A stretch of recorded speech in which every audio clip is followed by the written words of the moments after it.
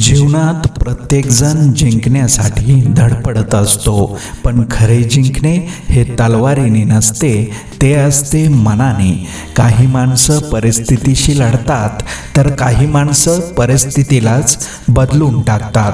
आपण कसे वागतो, आपण इतरांशी कसे बोलतो, आपण अडचणीत असलेल्या माणसाला कसा हात देतो, यावरच आपल्या आयुष्याची दिशा ठरते. चांगुलपणा हा कधीच कमजोर नसतो, तो फक्त शांत असतो. तो लगेच उत्तर देत नाही, पण योग्य वेळी परिणाम दाखवतो.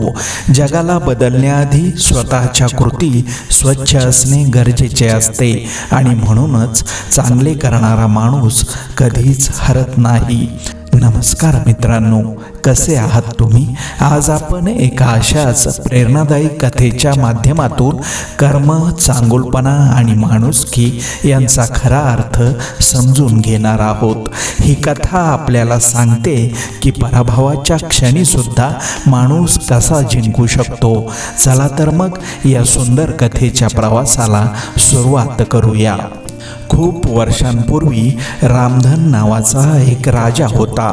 नावासारखाच स्वभावही त्याचा तेजस्वी होता.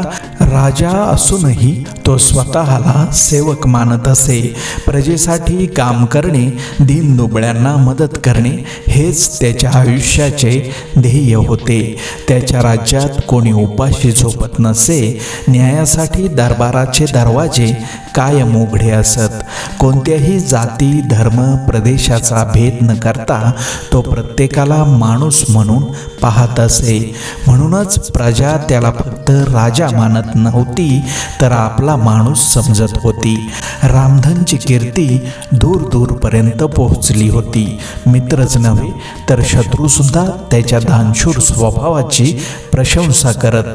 पण प्रत्येक यशामागे कुठेतरी ईर्ष्या असतेच. शेजारच्या राज्याचा राजा भीमसिंह रामधनच्या लोकप्रियतेमुळे जळत होता. लोक त्याच्या राज्यापेक्षा रामधनच्या राज्याचे उदाहरण देत. ही गोष्ट भीमसिंहच्या अहंकाराला बोचत होती. त्याने कपटाने योजना आखली. थेट युद्ध न करता छलाने हल्ला केला. अचानक झालेल्या आक्रमणामुळे रामधनला जीव वाचवण्यासाठी जंगलात आसरा घ्यावा लागला. राज्य गेले, सत्ता गेली, पण रामधनचा स्वभाव बदलला नाही. तो अजूनही शांत होता, नम्र होता आणि माणुसकीवर विश्वास ठेवणारा होता. दुसरीकडे रामधन अजून जिवंत आहे हे कळताच भीमसिंह अस्वस्थ झाला. लोक आजही रामधनचं नाव आदराने घेत होते, म्हणून त्याने जाहीरनामा काढला. जो कोणी रामधनला पकडून आणेल त्याला 10,000 सोन्याचे दिनार दिले जातील. जंगलात भटकत असताना रामधनला एक सामान्य वाटसरू भेटला. त्याच्या चेहऱ्यावर चिंता होती, डोळ्यात भीती होती. तो म्हणाला, भाऊ, मला राजा रामधनच्या राज्याचा रस्ता सांगाल का? रामधनने शांतपणे विचारले, राजाकडे का जायचे आहे? तो माणूस म्हणाला, माझा मुलगा आजारी आहे.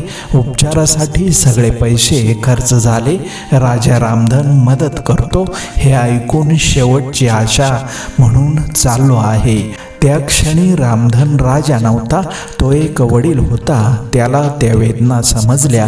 तो क्षणभरही विचार न करता म्हणाला, मी तुला तिथपर्यंत सोडतो. दोघेही दरबारात पोहोचले. सगळे अवाक झाले. समोर तोच राजा उभा होता ज्याला पकडण्यासाठी बक्षीस जाहीर होते.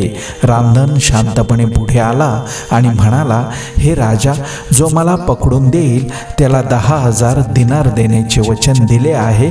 या माणसाने मला तुमच्या समोर आणले आहे, म्हणून हे बक्षीस त्याला द्या. दरबारात सन्नाटा पसरला. भीमसिंह खाली मान घालून उभा राहिला. त्या एका क्षणात त्याला आपल्या कृत्यांची लाज वाटली. शत्रू असूनही रामधनचा मोठेपणा त्याला हादरवून गेला. भीमसिंहने चूक मान्य केली. रामधनला राज्य परत दिले आणि त्या दिवसापासून तो न्यायाने राज्य करू लागला. मित्रांनो, ही कथा आपल्याला एकच गोष्ट शिकवते, चांगुलपणा कधीही वाया जात नाही. कधीकधी त्याचे फळ लगेच मिळत नाही, पण योग्य वेळी ते नक्कीच मिळते. रामधन हरला होता, पण पण तो तुटला नाही, त्याने माणुसकी सोडली नाही आणि म्हणूनच तो हरूनही जिंकला. आपणही आयुष्यात असेच वागलो तर कदाचित मार्ग कठीण असेल पण शेवट नक्कीच सुंदर असेल. जर ही कथा तुम्हाला मनापासून आवडली असेल तर व्हिडिओला लाईक करा आणि आपल्या मित्रांपर्यंत शेअर करा आणि तुमचे विचार कॉमेंटमध्ये नक्की लिहा.